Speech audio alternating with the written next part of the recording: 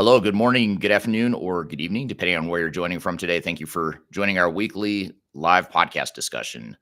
This is a weekly podcast interview that we do each Tuesday, same time, same place. We stream to LinkedIn, YouTube, Facebook, Twitter X, and occasionally Instagram when the Instagram feed works. So if you're on Instagram here today, thanks for listening in. My name is Eric Kimberling. I'm the CEO of Third Stage Consulting. We're an independent consulting firm that helps clients throughout the world with their digital transformation journeys, including digital strategy, software selection, and implementation of enterprise technologies. Today's topic that we're going to dive into is manufacturing tech trends to know in 2025. So we're going to dive into this with our guest here in just a moment, who I'm going to introduce. I'm very excited to have this guest on. He's never been on this podcast before, but I've always wanted to have him on. So here he is today. I'm going to introduce him here in just a moment.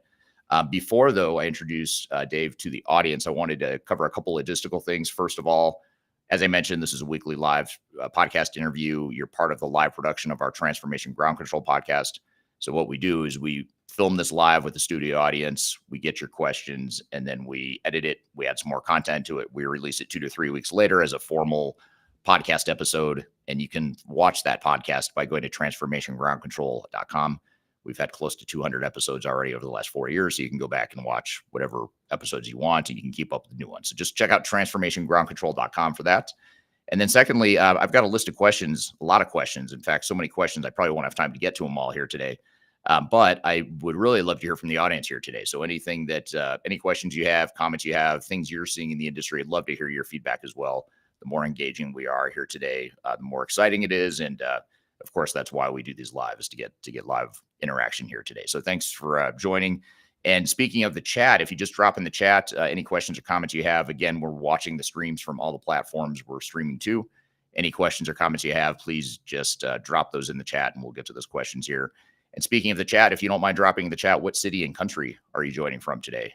We tend to draw in a global audience, so I always love to see where in the world they're joining from. So what city and country are you in, if you don't mind dropping that in the chat here? So again, topic today, manufacturing tech trends to know in 2025. Joining me today for the first time, although he's not a first timer by any means, as we'll discuss here in a moment, Dave Crysler from the Crysler Club. Dave, thanks for being here today. Yeah, thanks so much for having me on, Eric. Excited to get into this conversation with you, and looking forward to a good one. Yeah, likewise. This is a fun topic. I love talking about it, and I love this time of year where we start looking to the future and pulling out our crystal balls and trying to figure out what do we think is going to happen in 2025? What did we mess up in our predictions for 2024? And that sort of thing. So this will be a fun conversation here today. But before we just dive into it, though, tell me a little bit about yourself and about the Crysler Club, if you don't mind. Yeah, happy to. So I own a boutique consulting business focused on operations.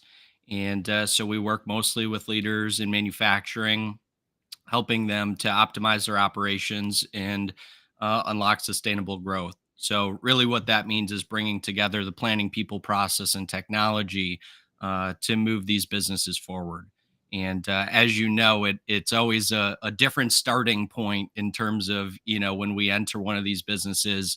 And, the goal is typically the same, but how we get there often changes. Right. Yeah, exactly. And any certain types of manufacturing that you focus on or that you've sort of grown up in over the years? Yeah, I spent most of my life in and around print manufacturing. So, super comfortable when it comes to custom products, made to stock, engineered to order. I've kind of worked all over the place in terms of, the different sectors within manufacturing. And there's a lot of similarities that you can draw from, as you start to expand beyond that.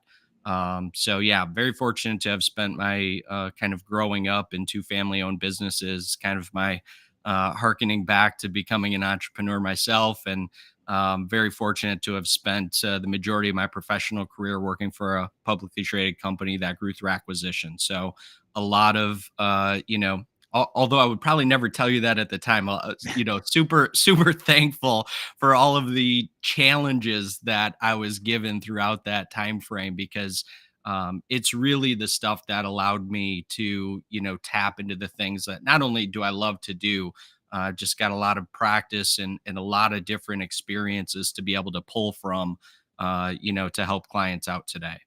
Yeah. So is it that family business upbringing that sort of led you to manufacturing? I was reading about that a little bit on your LinkedIn profile. But is Yeah. that for how you ended up in the manufacturing space? Yeah, I mean, I've been in and around it really my entire life. So, my parents owned two different printing companies as I was growing up. And so it's like I talk about it and my origin story, right? But like a lot of our weekends and nights were spent, at the shop. So I Mm. just thought that was normal. I thought that's how, everybody grew up and running around machines and seeing things work and how things came together in that manufacturing environment. And, it didn't really, early on in my career, it was interesting because, I can kind of distinctly remember this shift of saying, like, oh, what we do is special. We're different, and then this shift being, this really is just a widget, and you hear a lot of people kind of talk about manufacturing and the things that they do as being unique and special. And, while some of that could be true, the broader perspective is how can we take a look at this thing and break it down into those kind of process touch points, the technology that ultimately enables our people and process to succeed. And it was really interesting for me to, having spent all my life kind of growing up in this thought process of like, oh, what we do is different, we're unique, what we create, everything is you know custom, to the shift of looking at it from that manufacturing Mm. perspective, and being able to pull from those two different pretty distinct perspectives, because a lot of the clients that we're interfacing with today have that same thought process. So it's allowed me to kind of tell a better story in terms of how we can take some of the planning, people, process, technology, and pull that together, ultimately to drive results for the people that we're working with. Yeah, that's very cool. So what started off as free child labor for your parents turned Exactly. into a lifelong passion for a career in manufacturing. Exactly. Little did they know. Yep, But yep. that's awesome. Well, very cool. So it's in your blood. You've been doing this for a while, and you're the perfect candidate to be talking about this stuff. So as we sort of look to where we're headed right now, just in the future, sort of forward looking, what are some of the trends you're seeing in the manufacturing space right now? I know you were just talking about sort of that those custom products and that sort of thing. Is that one of them, or do you have other trends that you're seeing in the marketplace right now? Yeah, I mean, I think the thing that never goes away is the advancements in technology. So in terms of what I'm seeing, it's companies that are constantly looking towards, their tool set and revising their tool set. And the thing that I really pull from is it's not so much the tool, right? We obviously have to understand and unpack what's the most appropriate tool, but far too often we kind of lean into that versus leaning into that planning, people, process, which are really the ultimate drivers. So, I think that's the biggest trend is, people are talking more about AI, ML, all of the different tool sets that are available. And, what's really underneath all of that is that infrastructure that's going to support those things. So again, we don't have the planning, people, process, if we don't have data integrity, if we don't have data governance, the really cool stuff that's out there that everybody wants to talk about is going to be really challenging to be able to implement successfully. Mm, And I think that's really the contributing factor, like the leading contributing factor to the stats that you still see in terms of, transformation, adoption, failure rates, all of those things that we deal with, on a constant basis. right. Yeah. Yeah, that's super interesting. You mentioned AI. I was going to see how long we could go in this conversation without talking about AI, but it's Yeah. impossible. Let's just It's embrace it. We'll just jump into it. Yeah, it But it really is, like, again, it's a point of contention for everybody that's out there. But I think, more broadly speaking, people are thinking, at least the people I'm interfacing with, they're thinking that they're being left behind because they've not already implemented something, or potentially, their tech stack, right? And it doesn't matter what we're talking about, could be, ERP, WMS, MRP, whatever they're working with. Chances are that tool set is already starting to introduce some of these things. So it's we can't get away from it. We can't get around it. But Right. I do think, it is our kind of duty and responsibility to talk about what makes it successful, and to also help people understand that, just because there's a lot of conversation around it doesn't mean that every competitor in your space has already implemented it. And if they Right. have, chances are they probably don't have a really strong strategy behind it. Right. Right. Yeah, it's a good point. And you have to look at the vendors too. Software vendors are always going to be light years ahead of where the average manufacturer is. So while they're talking about it, they're excited about it, they're embracing it, investing heavily in it. Doesn't mean you should ignore it, but it also doesn't mean you need to be right there with them on the bleeding edge of Yes. AI adoption. I think that's probably a good takeaway there too. Yeah. Just a couple. I want to come to a audience comment here that I think Yeah. is interesting. This is from before I get to that though, Jonathan on LinkedIn from Greensville, South Carolina. Thank you for being here today. Here's an interesting comment from James Roloff on LinkedIn. Great point. AI and machine learning has reignited the flame of shiny object syndrome. So that's the last thing we need is more shiny objects, more sexy technologies that we don't know what to do with. But Yeah. here we are. That's what we've got. So we've got to figure out how it fits in. But sort of and then one more comment here from Anders on LinkedIn. Anders says everyone wants AI supply chain predictions. No one wants to do the work to get data from reality in the system so that algorithms can look at it. Great point. I mean, I think that if there's a silver lining or a unintended silver lining of AI, it's that it's forcing manufacturers and other organizations to clean up their data and do some of this really Yes. foundational stuff they should have been doing all along. But if AI is what it takes for people to focus on it, then great. But to Andrew's point, it's not easy to adopt or to adapt AI technology if you don't have the foundation in place. Yeah. Yeah. What 100%. what are you seeing with like how are you seeing manufacturers respond to AI? Like in general, like are you seeing them come up with some limited use cases or pilots? Are they just talking about it? Are they skeptical about it? Do you see some that are fully embracing it? I know you said most of them aren't, but what are you seeing just overall with manufacturers you work with and as it relates to AI? Yeah, I would say generally speaking, people are talking about it, interested in it, trying to figure out where it fits into the strategy and how they can ultimately leverage the insights that it kind of promises, right? But very quickly those conversations turn right back to what we already unpacked. It's the data governance, the data integrity that is going to drive all of those things. So it's very much the crawl walk run scenario. How do we get back to basics? How do we ensure that we have integrity and governance throughout our organization? And depending on the size of your organization, that becomes kind of exponentially challenging, right? If you take a global organization that has multiple business units, multiple tech stacks within those business units, that's continuing to do acquisition, that's a different conversation than an SMB manufacturer, one or two location with a consolidated tech stack. So different challenge sets though, right? Because generally in that SMB space, you probably have far fewer IT resources to be able to deploy to understand, do we have data governance? Do we have data integrity? How do we put this into strategy from a kind of cross-functional, C-suite to down the line tactical perspective versus again those enterprise businesses that for sure have the resources available, but again becomes a spider web of where do we start? How do we actually move the needle?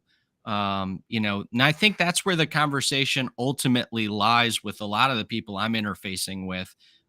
It's where do we start? How do we know that this is going to move the needle? How do we some way hedge against Anders point, the shiny object syndrome?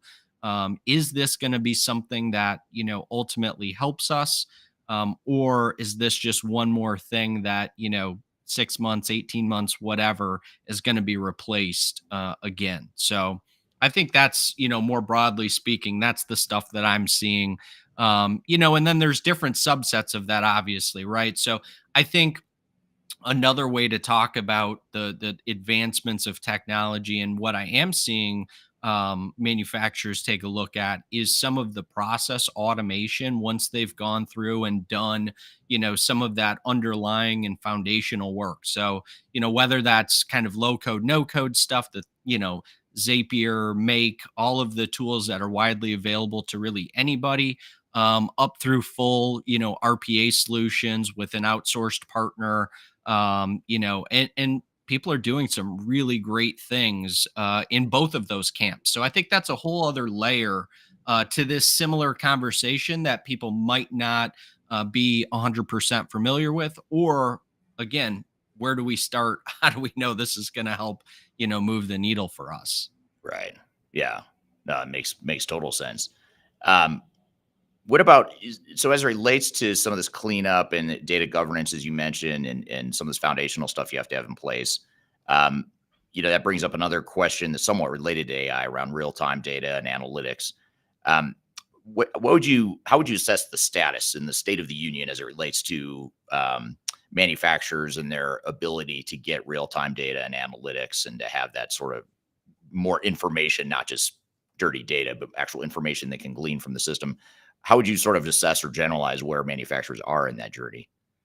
Yeah, I mean, I would say generally speaking, the folks that I see, and again, across the spectrum in terms of size of organization, but I would say generally speaking, people are further behind than one might believe. And Mm, what I really mean by that is, you can look at any kind of source. It could be social, it could be one of the big four, it could be, really any place. And when you read those headlines, when you read some of these white papers, you really feel like everybody is doing this. Like everybody yeah, has real time access to data. Everybody has dashboards available. And very quickly when you're in these organizations and you understand and start to unpack what the real challenges are, you kind of very quickly see that that is a very, very small subset of companies today that have these solutions implemented.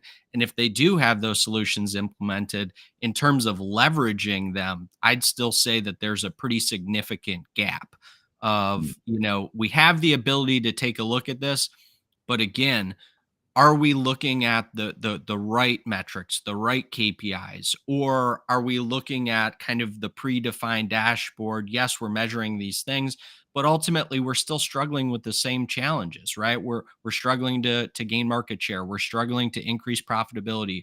Our cash flow is strapped. We're still having quality issues, right? So to me, again, you have to look at that, from two different perspectives and say, you know, can the tech support it? Number one. And that's a conversation in and of itself. And if the tech can support it, are we looking at the right things? Are we able to measure the ultimate drivers for our particular businesses, given where we're at in the market and where we're trying to move towards? right. Yeah, that's a really important point. That last point, super important. How you align with what it is you're trying to do. I mean, if it Yeah. doesn't fit with what you're trying to do as a manufacturing organization, that's just a bunch of noise. All the cool Yeah. technologies. I mean, think of all the technologies that are really cool and emerging and advanced that you will never need or want in your organization. And Yeah. and you could get overwhelmed and bogged down by getting too caught up in that. So I think it's a really good point. Just focus on like where you're going as a manufacturing organization and what technology is going to best help you get there, and what's the priorities of how you roll out those technologies, because you can't do it all at once. Yeah, I mean, it's again, I always use the example of the crawl, walk, run, right? And pick on just a quick story here, but pick on, let's say, quality management for manufacturers, and could you have a fully integrated QMS that has IoT devices and real time dashboards to monitor for one of a million different KPIs? Yes, you absolutely can, and it is the coolest stuff that you'll ever see, right? Right. You can also track it, totally manually, right? And while those two examples are miles apart, what you really should be asking yourself is, what do we have in place now? What are we trying to understand in terms of what we're tracking, and how ultimately does that move us forward towards our goal, right? So while you can have all kinds of conversations, build out a budget and do a project management change implementation for that really cool, Ferrari of a system, um, that might not be in your best interest, right? It might be in your best interest, at least in the interim, to grab, a yellow legal pad and start writing down every time you make a mistake.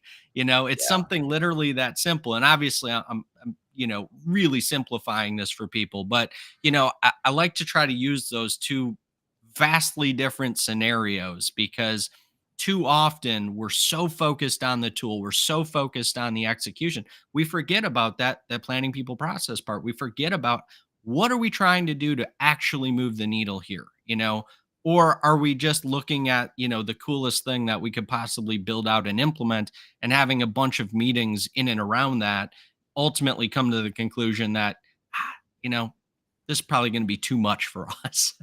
Yeah.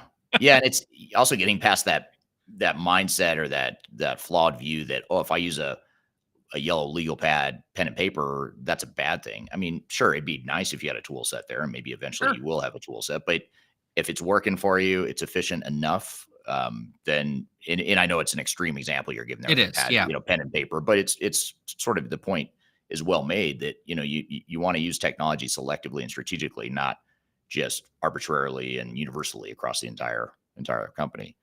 Yeah. Um, Here's kind of related to this forward-looking trends with where manufacturers are headed and their maturity in adopting some of these technologies. This is from Dan Aldridge on YouTube. I think you know him as well, Dave. He seems I to do, know yeah. us, and I know him well too.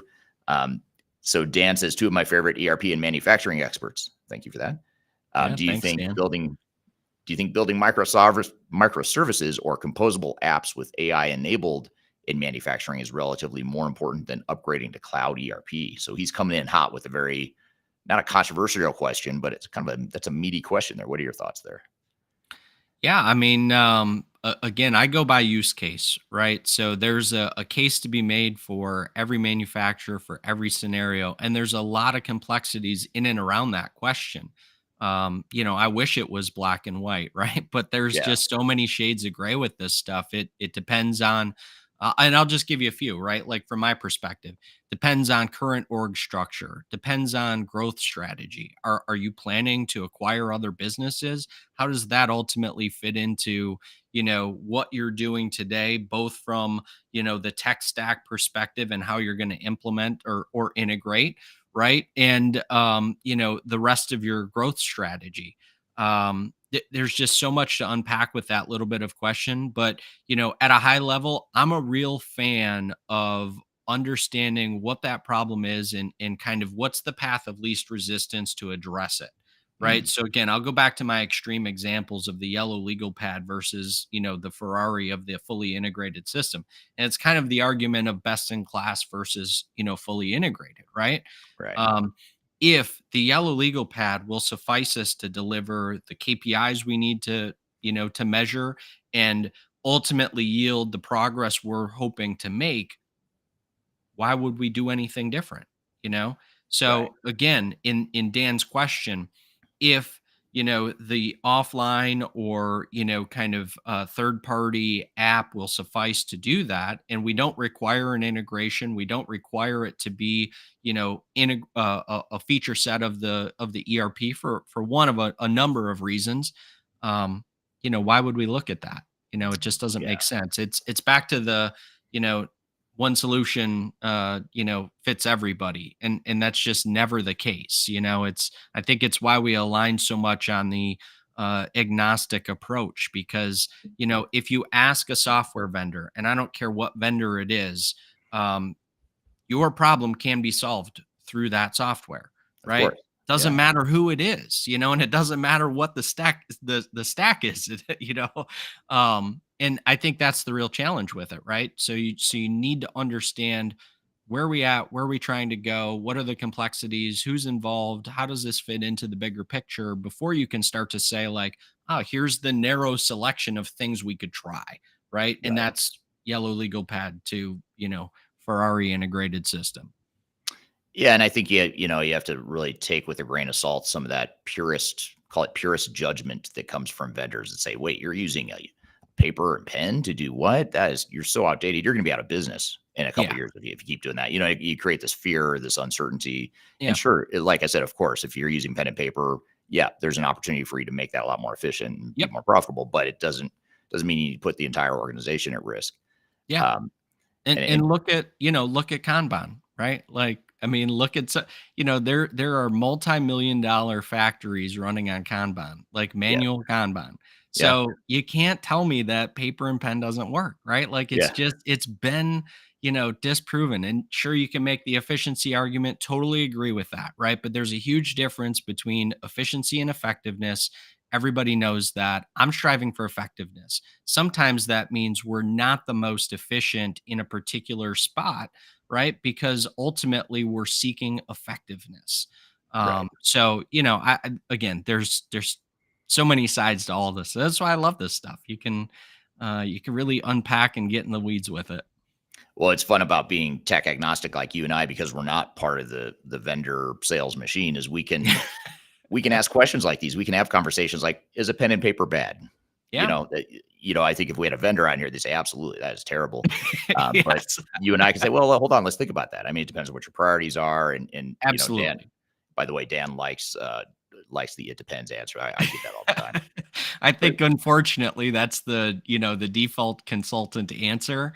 But it's too appropriate to not use because it really does. There's a lot of things to unpack. And if it were just black and white, then you could literally go and, pick whatever tool it is you want, implement that, and you'd have 100% success rate. And that's just not the case. yeah, yeah, yeah, that's a very good point. So what about, the reason I think of this question is because as we're talking, I'm thinking about how in some ways you and I right now are poking the bear a little bit. Like we're sort of we're saying the non-popular opinions maybe in some ways in our, in the tech industry. But when you think about cloud, one of my favorite topics to post about is the cloud. And I love to be contrarian about cloud and talk about how actually it's not cheaper than on-prem. It costs you Yeah. more. It might deliver more value, but it's going to cost you more. And I get such a negative reaction from the industry, but then I also get it's like half and half. Half the people in the industry like completely think I'm way out in left field and I have no idea what I'm talking about, and the other half of the people say, "No, you're right, it's true," and whatever. I like calling it out not just because I like to create controversy, because I think it's Yeah. worth having these conversations. Like, let's talk about what's really happening, what's really Yes. relevant to manufacturers today. But let's look at cloud for a minute, just not only because it's controversial at times, but how are you seeing manufacturing adoption of cloud, just cloud technologies in general? Are you seeing a lot of them still sort of stuck on-prem, having trouble getting to cloud, or most of them sort of all in on the cloud movement, or what are you seeing there? Yeah, I would say generally speaking, people are certainly open to it as it makes sense, for selection and implementation. And to your point, like again, I think we align a bit on this. Years ago I had this was kind of before the really big push to the cloud. This was probably 15 years ago, give or take. We had a mission critical process that we ultimately moved to the cloud in a business I was responsible for. And, again, on the surface, this is amazing, right? All these feature sets open up. We now have the ability to share workload. We can, have catastrophic backup and, disaster recovery mitigation. We've got all of these different things that we can take advantage of because of this. The thing ultimately that we were able to unpack with it is while we did have that, the thing that nobody wanted to talk about, we kind of started to experience, right? Service outages, issues in terms of having to constantly restart virtual machines where, again, this mission critical workflow lived within. So every time this thing went down, it was a big issue within the facility. And while I would say that some of those things probably are, better addressed today, doesn't matter the tool set, you still see downs, you still see outages. And so, like you, I say you have to be cautiously optimistic. You have to understand what the downside, what the risk is. And there's risks on both sides, from cloud and on-prem. So yeah, that's, just a bit of, my personal experience, Mm, and also what I see in the industry. Like, I don't think people are afraid of it. I think if anything, people should be a bit more cautious just from the perspective of understanding where your data lives, who has access to that data. I would say very few companies are really reading all of the fine print and things that they're signing off on when they sign up for these types of services. And so you've got to be mindful of those things. Who ultimately has access to it, what kind of risks your business are in. I mean, imagine, having a mission critical process like, accounts receivable live in that infrastructure and not being able to invoice for a period of time. That could be an Right. hour, that could be a week, right? Depending on Right. what kind of outage we're talking about, and depending on who you're ultimately utilizing to build out that infrastructure, right? Yeah. Yeah. No, it's so true. It's there's still an underlying fear there, especially when you have like the CrowdStrike slash Microsoft issue that happened Yeah. a few months ago. And then you start to wonder, like, okay, what is our backup plan if those systems go down? Do we have some redundancy built in? Do we have too much vendor lock in or eggs in one basket of one vendor to where if there's a vendor disruption, we've now put our entire operations at risk? I mean, those are the sorts of things you have to think about. And that's why sometimes these multi-cloud environments can make sense. That's why sometimes best of breed, having Yeah. multiple systems do multiple things can be good because now you're diversifying your risk. Not to mention someday when it comes time to replace that technology with a new one, you're not having to rip out the entire thing. You can do it in a more isolated fashion. So there are benefits of diversifying and really being a bit cautious, like as you suggest, which I totally agree with. I think that's a great approach. Yeah. Um, Here's a question. This is a little. I'm gonna dance around the political aspect of this and try and get to the meat of the question here. And it's not going to show on the screen, unfortunately. It's only going to show the controversial, the sort of the political side of it. Sure. But I'm going to read the whole thing anyway. I'm gonna hone in on one part of this, which I think is a really good point. And I think the context here of where he's coming from, and this is from Dan on LinkedIn, but where he's coming from, I think is really interesting. And I think this is an interesting question. So Dan Yeah. says it's not just AI; it's also geopolitical risk. Israel's pager attack in Lebanon is already blowing back on Western manufacturing. Western tech cannot be trusted anymore. The pager attack will influence international business and remake global supply chains, benefiting China. Again, I'm going to stay away from the war and politics and all that stuff, even though I'm sure we all have strong opinions on that. But where I really want to go with this is organizations will need to navigate supply chain disruptions and will require regional geopolitical risk assessments. What are your thoughts on that? Because I think that's a really interesting point where, you think about technology and where the technology is and just supply chains, global supply chains, and how all this stuff, this crazy stuff happening in the world is creating disruption. So how are you seeing manufacturers like trying to hedge against that risk of geopolitical risk, economic risk, and just trying to figure out how to manage these complex global supply chains in that context?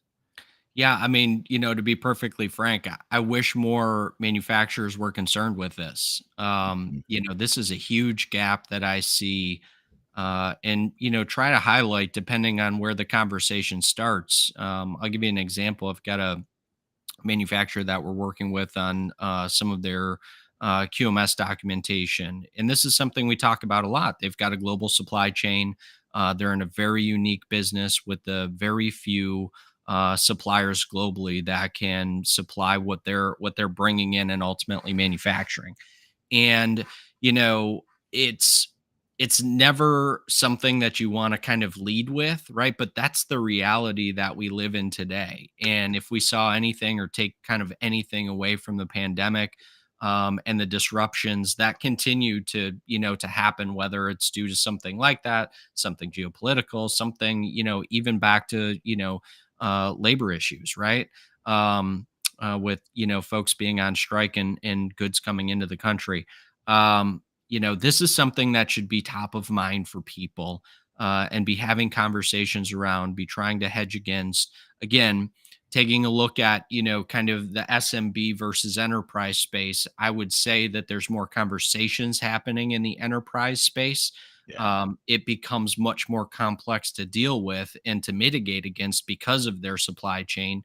In that SMB and mid market size companies, I wish there were more conversations around it. It's a huge gap.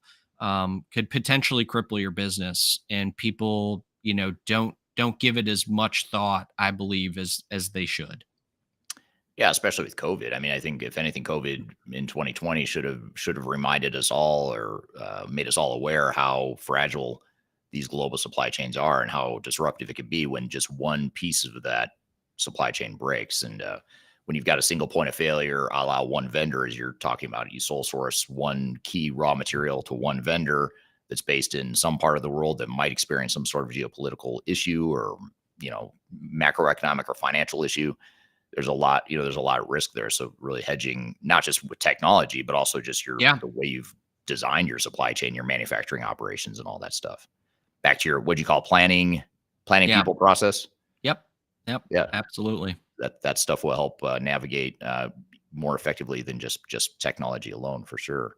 Yeah. Um, Here's a question from Darian on LinkedIn. What advice would you give manufacturers looking to modernize their operations through digital transformation? Yeah, great question, Darian. I mean, again, depends on where you're starting from, how mature your organization is today.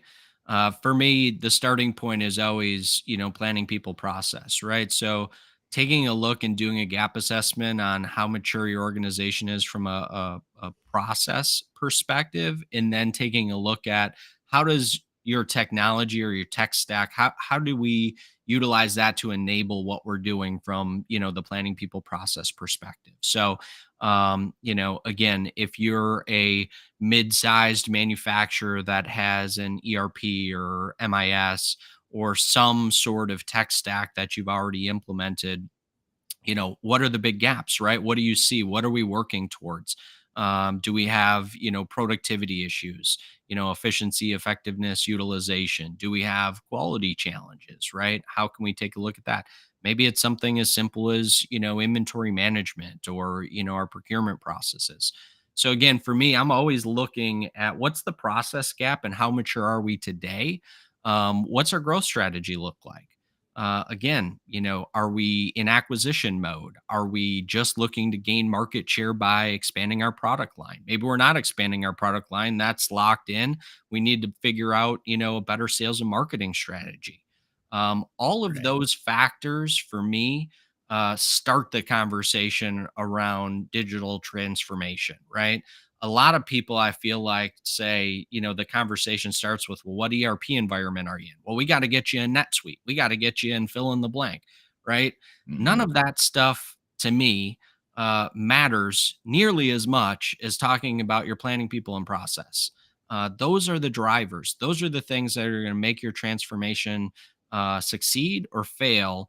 And you need each one of those things before you could ever think about implementing or upgrading or selecting a more appropriate tool to ultimately enable those first three things. Right. Yeah. Yeah. It's sound advice for sure. What about this?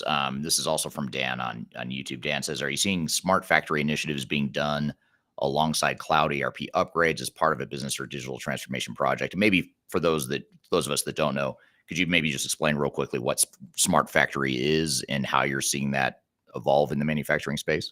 Yeah, I mean, again, different levels of this, but basically what we're talking about is, looking at devices like IIoT, so industrial Internet of Thing devices, which is basically a fancy way to say, connectivity, Mm, right? And there's all kinds of different layers to that.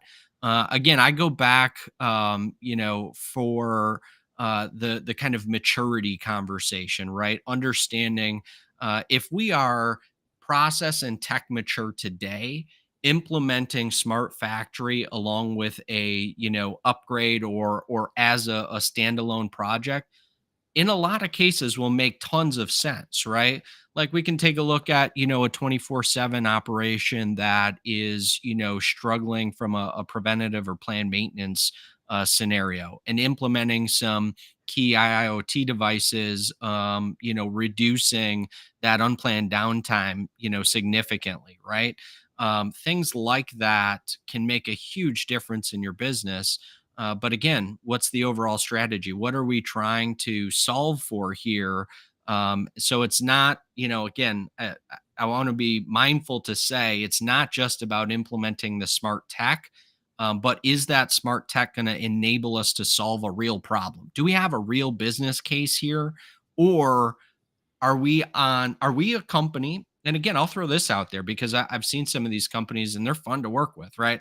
We want to be on the cutting edge of these, technologies, tool sets. That's awesome, right? Right. There's a lot of cool things you can do, but recognize that that's where you want to be and that's how you want to position yourself in the market versus, if you are, let's say, just struggling from a consistency perspective, right? That's not going to be our first option. That's not going to be the thing that we're going to lead with. Okay. Let's get some consistency in place. Let's leave that smart tech, some of the really great digital transformation initiatives. Let's leave that for down the road a bit because we're going to get there, right? At some point we're going to run out of other things to fix and then we're going to need some more things, Right. right? So it's the cycle of continuous improvement, but it always starts with the assessment of where are we at today, where do we want to be, and how do those things align with our strategy to say how do we prioritize these things. It can for sure be on the list, but depending on those other things, it might need to be further down on the list. Right. Come back to Dan Aldridge's point here. Great answer. It depends. I'm just going to keep coming back to that because I think a lot of these questions, a lot of questions I have for you here today are going to be, it depends. It depends what you're trying to do. And I think that's actually a really important takeaway. Kidding aside, it does depend. A lot of these, Yeah. even though we like to talk about trends, and I'm the one that said, hey, Dave, let's get on this podcast and talk about trends and where things are going. Let's get out our crystal ball. As much as you and I try, at the end of the day, it does depend. It depends on what a manufacturer wants and needs, and that's what matters more than the overall trends in the market, in my opinion. But Yeah. No, I completely agree. And the other thing I would add is, right, like that's why people should be having conversations with folks like us. And, mhm, I know you do a lot of, kind of pro bono and just conversations. Like more yeah, knowledge is always better.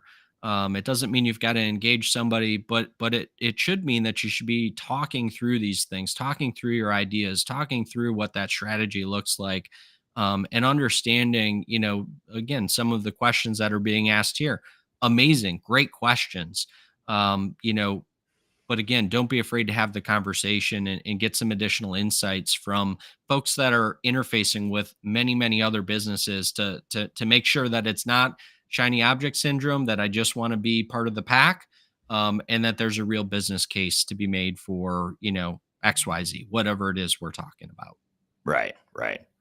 So we've talked about shiny object syndrome, as you just mentioned again, and we've talked about the need to make sure that you deploy technology that aligns with and fits your overarching strategy. What are some of the other, besides those two things and other things we've talked about here today? What are some of the biggest challenges manufacturers face when they're implementing new technologies? What are those big obstacles and pitfalls that they tend to run into when they're going through this sort of transformation? Yeah, to me, the two, kind of key drivers are back to data and people. The change management aspect, oftentimes we're starting far too late in the transformation journey to really bring people into the conversation and along for that journey. Ultimately leads to a lot of turnover, a lot of disruption, internal and external. And the other piece is the data, and we already talked about that. So I don't want to, kind of rehash what we've said. Sure. But I think those are the two key drivers for any initiative, any change initiative. If we're not talking about, why from a people perspective, why are we doing this? What do we anticipate is, going to be the impact to our people? Because that's really what people are concerned about, right? What's the impact to me?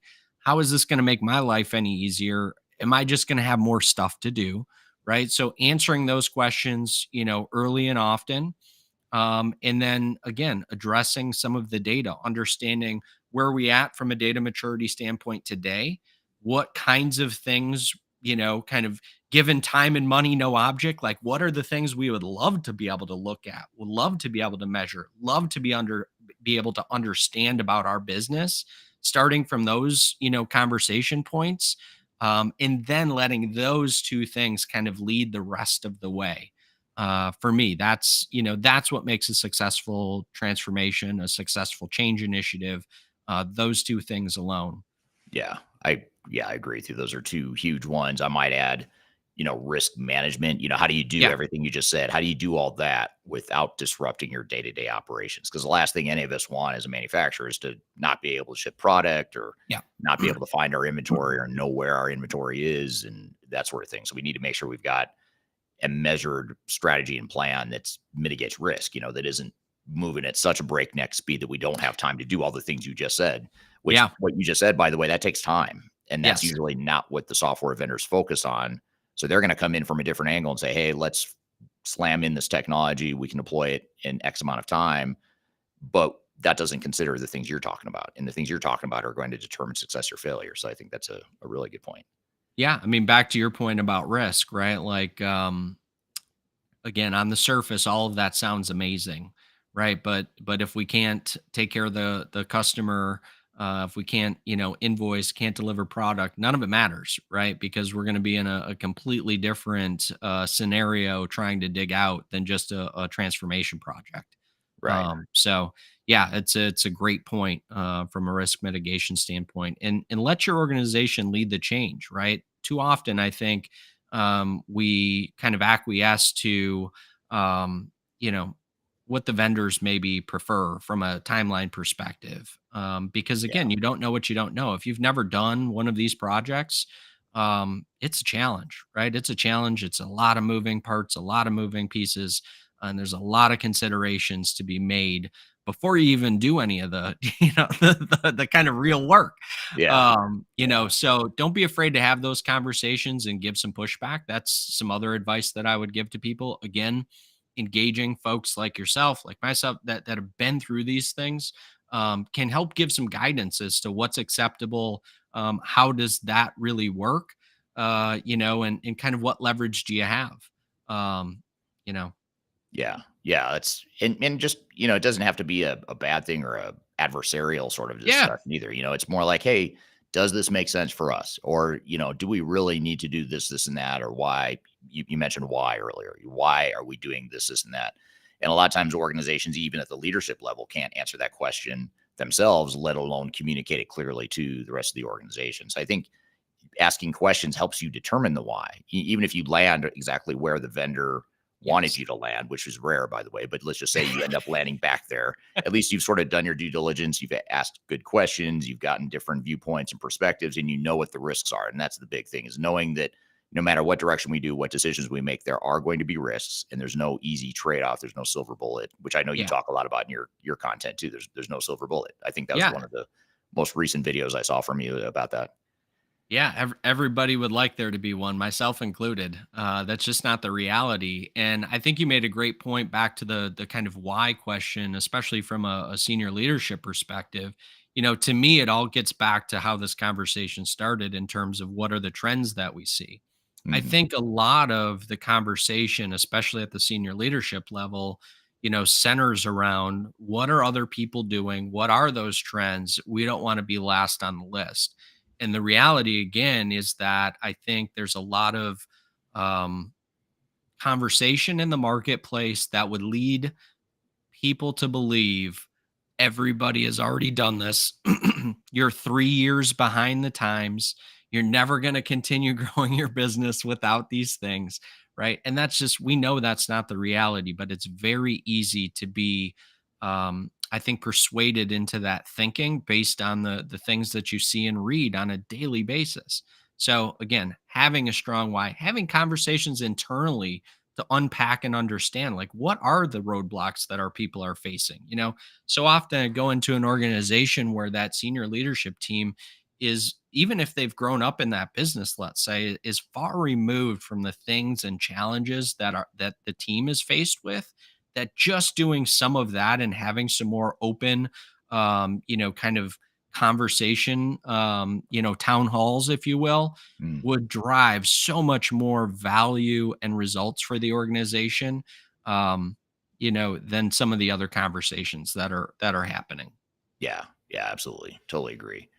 And I have to give my marketing team a hard time here for a moment, because someone let a vendor in the room in the stream here. This is from Terry on LinkedIn. Terry says, reach out to me to find out more about the Cosmo to Go discrete manufacturing. Thanks for joining, Terry. I'm not familiar with your product, but here's some free publicity for you. Cosmo to Go discrete manufacturing. Um, This is from Derek on LinkedIn. Hey, Dave Chrysler. Hope you're doing well. Good deal. Hey, Derek. And then Derek has a question that he follows up with after saying hello to you, Dave. He says, totally agree. Your company should be able to manifest some sort of direction or standard and should not wholly rely on vendors or customers to dictate that. This is why companies have a byproduct of their collective expertise. And I think this is a really good point. I like this comment because I don't know about you, Dave, but I feel like a lot of manufacturers, and not this isn't just limited to manufacturing. This is more of a broad global statement I'll make here. But I feel like a lot of organizations lose control of their technology initiatives, and they sort of have this outsourcing mentality because they're manufacturers, they're not tech companies, and Yeah. after all, the tech vendors do this every day. We don't. We're a manufacturing company. We make stuff. So let's let the tech people do what they're good at. And you sort of have this learned helplessness that unintentionally comes along with that. Is that something you see, or if so, how do you see your clients and your manufacturing context overcome that dynamic? Yeah, it's a great question and a good point. It's certainly a challenge with the folks that I interface with, and again, it's kind of at all different sizes of business, different challenges, right? Again, back to that SMB and even into the mid market space. They're challenged from a resource load perspective. So of course, that's not their core competency. It makes sense to outsource. The challenge again is finding the right partner to outsource. So outsource isn't a bad thing. It's all about understanding.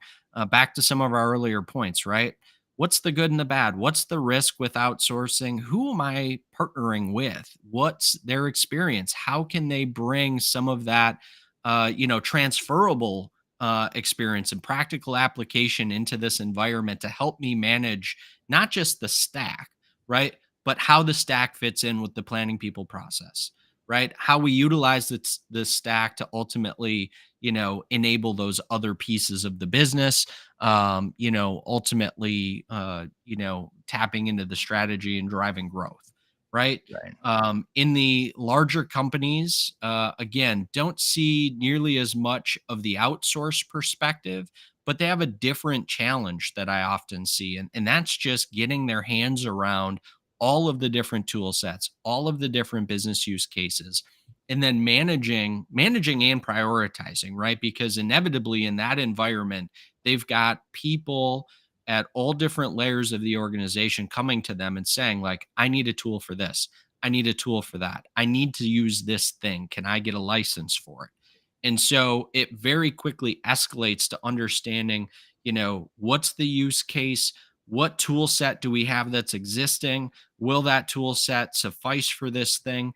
And, unfortunately, from a resource perspective, a lot of those companies don't have, while they may have like a mature and sizable department to deal with that, chances are they don't have a sizable department to kind of unpack process optimization and understanding like, okay, you say these things about this process, this tool set. Let's get into that a bit deeper, right? To really help facilitate where the most appropriate scenario ends up being. So I think outsource is never a bad thing, but understand who you're partnering with and what their expertise is. I would never, myself be relying solely on vendor partners without having some sort of intermediary there, because you need, in my opinion, a neutral third party that has no skin in the game in terms of, being compensated from the software vendor, right? But has no skin in the game other than driving, that business forward and solving the problems that that business faces. So, and, Yeah. that's not a plug for me, right? Like that's literally anybody. There's a bunch of amazing talented independent consultants out there that could for sure give you some perspective and weigh in on these things. So that's what I would lobby for manufacturers and more broadly companies of all sizes. Yeah. Yeah. I agree. Just to kind of tilt the playing field. I agree with you, by the way, that outsourcing is not a bad thing in moderation, just like anything, Yeah. of course. But it's, as long as you have ownership and decision making, and you're engaged and you're directing, you're not being directed. So there's a difference between outsourcing and who's in charge or in control. And maybe that's where I'm I was blurring the lines a little bit in my comment earlier. But I think when you talk about outsourcing, that's fine. But because you need third parties, you need to bring in that outside expertise. And so in essence, you have to outsource to some degree. But where executives tend to get into trouble in manufacturing organizations is they they sort of relegate responsibility and decision making to the consultants. We have this one client. It's a really big manufacturing company, and they are working with one of the really big consulting firms that we've all heard of, and they're implementing SAP. And they signed a contract with that big consulting firm, the big system integrator, who we all know who they are. We would know the name if I said it. Yep. Um, and that system integrator insisted that the contract read and clarify that the system integrator, not the manufacturer, but the system integrator had final decision-making authority on the project. And if they Oh, didn't, that's I know, and if they didn't get it, they were going to walk away and not do the project. wow. And they signed that contract right before they hired us. And so then we come in and we're like, wait, hold on, you agreed to what? That is a terrible idea. I Yeah. mean, that's a pretty extreme example, but it's a reflection of reality of how a lot of times system integrators think, and a lot of times how manufacturers think, which is, well, they are the expert and we can't do it without them. So we better I, just let them sort of run with this. yeah. To that point, exactly. Right. Like, they may be the experts, but they're the experts within a very narrow subset. You are the expert of your business, right? So there's a huge difference in best in class from a solution perspective and best in class within your organization. And if you're an organization that, embraces continuous improvement and looking for best in class ways to to deliver your products, right? There is no expert that you could bring in that is better than you. Right? Right. And I would even say, like, internally, right? From a leadership perspective, you can't fully relegate those responsibilities to a department, right? You still have to be involved, from a strategic direction perspective. So yeah, that is a wild story that would be allowed to happen. And Yeah. it's unfortunate, really. That's the sad reality. It's unfortunate that is the scenario, and hopefully you guys are able to, um, you know, work collectively to do right by the client. Yeah. But that certainly is not a guarantee given what you just shared. Yeah, yeah. Maybe a follow-up podcast topic could be Yeah, craziest manufacturing stories ever, and you and I can that's a just good sit here one. and riff and talk about it, the craziest stories we've heard about in the space. But yeah, unfortunately, I wish I was making that up, but Yeah, it baffles me sometimes some of the things that happen in this space. But what about there's a couple of directions I want to go here, so bear with me for a second. But yeah. we talked earlier about change management and in people. You talk about planning, people, process.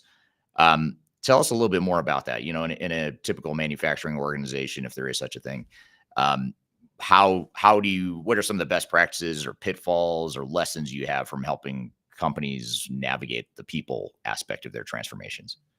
Yeah, I mean, everybody starts in a different place, right? It's back to that process and tech maturity. Oftentimes, especially in a manufacturing environment, you're coming in and you've got, people that have kind of been there forever, in different levels, right? And so understanding again, what are those roadblocks, really listening. I think that's probably the best lesson, as simple as it is, the best lesson that I learned in my own leadership career and running, several manufacturing organizations and now, interfacing with them from an independent consulting standpoint. It's literally just using both of your ears, actively engaged in a conversation to understand what are the things that are slowing you down, and then prioritizing those things. Too often Mm, we are, focused on the response and focused on getting people aligned with us from a direction perspective. And yes, from a leadership standpoint, you have to have that strategic direction, you have to have the goal, you have to have the bounds. But within that, you've got to be able to listen to people, help them to, unpack and understand how what they're saying and what that feedback is fits into that strategic vision and fits within the bounds. mm, I heard this really great phrase from somebody And, a lot of times we'll talk about, let's have a brainstorming session, right? Right. And, we've all heard that. We've all done that. We've all had the, stand up meetings and town hall meetings to do that. And the phrase was, let's do a try storming session. And the Try try some. storming is literally about trying the ideas that people are giving, because what ultimately happens is you bring them along this journey of improvement, right? And all change is driven from that. It doesn't matter if we're talking about implementing technology. It doesn't matter if we're talking about strategic planning sessions. It doesn't matter if we're talking about process optimization or quality management or inventory, management. None of that stuff matters.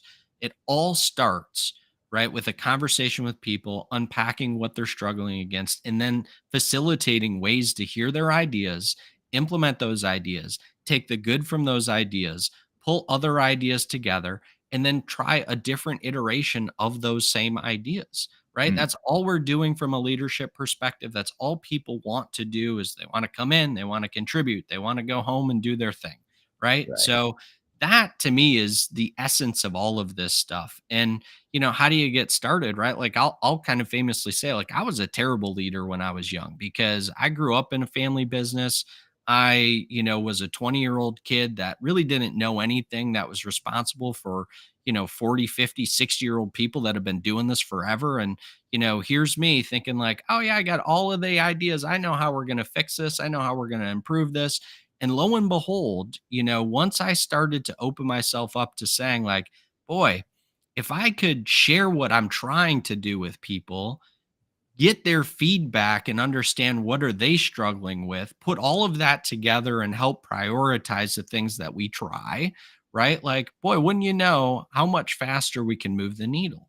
And that was the genesis of all of this stuff, and I've always loved technology. So then that piece came in of, how do we now take that planning people process? How do we, ultimately enable those things to do it more efficiently with less waste, with, better quality.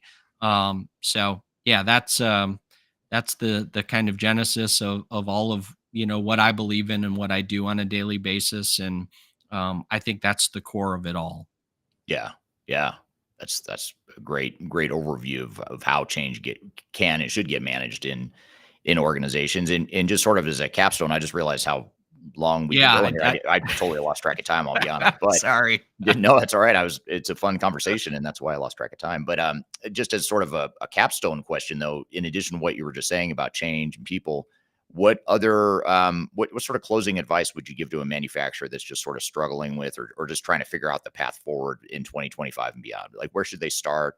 How do they start with that planning part of the planning process, people side of things that you talk about? Yeah, I think the kind of gap analysis from a strategic perspective. So the question I'd be asking is, how are we growing today? Are we growing today? How do we want to grow? Again, I go back to those conversations around, do we have opportunities to increase margin today? If we do, we don't really need to talk about sales and marketing. We don't really need to talk about, all of these kind of external pieces, acquisition strategy, all of those things. Those can certainly be a part of the conversation.